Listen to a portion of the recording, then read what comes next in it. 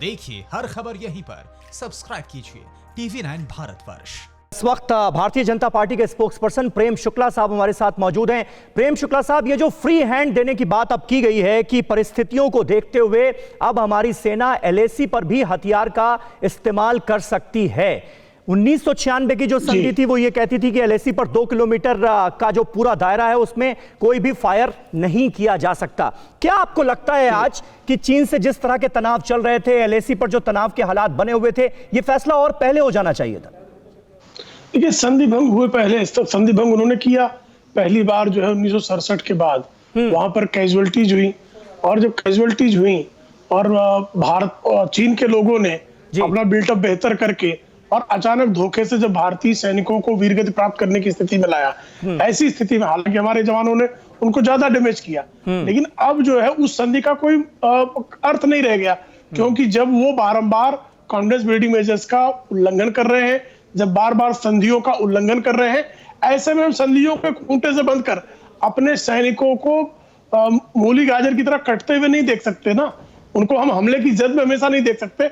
उनका भी विश्वास बढ़े, ये भी हमारा दायित्व है। और इसके तहत जो है वो चीन के जो सैनिक है वो फिर दुस्साहस ना करे, PLA फिर दुस्साहस ना करे, और ये दुस्साहस करे तो उसको जबरदस्त, इतना जबरदस्त उसकी पिटाई हो कि अगली बार वो दुस्साहस की कल्पना न कर सके। बिल्कुल। अतुल लोंधे भी हमारे साथ मौजूद हैं, कांग्रेस के राष्ट्रीय प्रवक्ता हैं।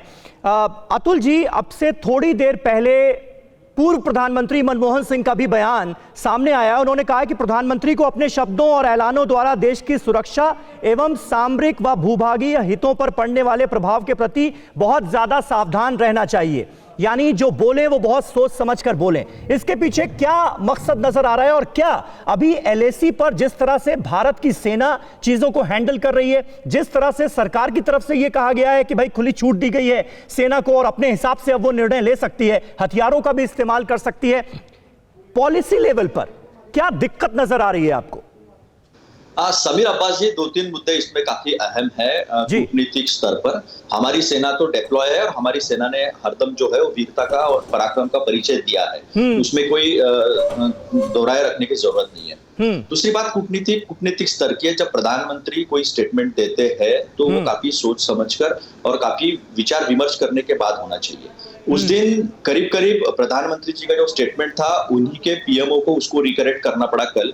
शब्दों का जो भी इस्तेमाल हुआ हो, मिस इंटरप्रिटेशन किया वगैरह, लेकिन जो बोला वो पब्लिक डोमेन में है, और उसका असर ये होता है कि चाइना जो कहना चाहता है उसी की तरफ प्रधानमंत्री का स्टेटमेंट जो जाता हुआ दिखाई दे रहा था, जो काफी घातक साबित हो सकता है जब इंटरनेशनल फोरम में ये इशू जाएगा, और जाना ही है इस इशू को, क्योंकि दोनों नेबरिंग कंट्रीज है, हम पड़ोसी देश है, दोनों न्यूक्लियर पावर है, तो फुल फ्लेज वॉर जो है वो फुल फ्लेज वॉर तो होना संभव नहीं है, वो जो भी होगा कन्वेंशनल वॉर होगा। लेकिन अभी जीतना कहाँ है, तो जीतना डिप्लोमेटिक लेवल पर है। तो डिप्लोमेटिक लेवल पर हमें जीतना होगा तो हमें कड़ाई से हमारी जो वस्तुस्थितियां है वो सामने रखनी पड़ेगी। ठीक है प्रेम शुक्ला साहब, जल्दी से इस पर एक रिएक्शन आपका चाहूंगा। अतुल लोंधे साहब जिस बात का जिक्र कर रहे हैं और कांग्रेस पार्टी की तरफ से जो सवाल बार बार उठाया जा रहा है, PM मोदी ने जो कहा था कि ना हमारी सीमा में कोई घुसा, ना ही हमारी कोई पोस्ट किसी दूसरे के कब्जे में है, इसको लेकर जो कंफ्यूजन हुआ उस पर हालांकि PMO सफाई दे चुका है, लेकिन उसके बावजूद भी आप अतुल जी का जवाब देना चाहेंगे क्या?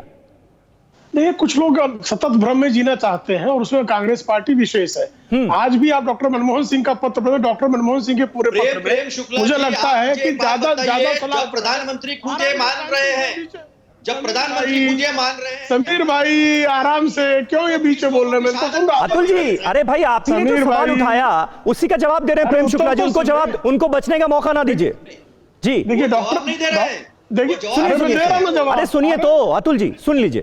प्रेम शुक्ला जी बताइए। आज डॉक्टर मनमोहन सिंह का पूरा पत्र आप ध्यान से पढ़िए। डॉक्टर मनमोहन सिंह के पूरे पत्र में प्रधानमंत्री नरेंद्र मोदी जी से ज्यादा राहुल गांधी के लिए सलाह है कि एकता और अखंडता का अवसर है, इसमें कृपा करके भ्रम ना फैलाएं। तो भ्रम ना फैलाना, भ्रम फैला कौन रहा है? प्रधानमंत्री कार्यालय ने नहीं, वो ये कह रहे हैं कि प्रधानमंत्री को शब्दों का इस्तेमाल बहुत सावधानी के साथ करना चाहिए, क्योंकि उनके इस बयान का कांग्रेस पार्टी कह रही है चाइना ने फायदा उठाया।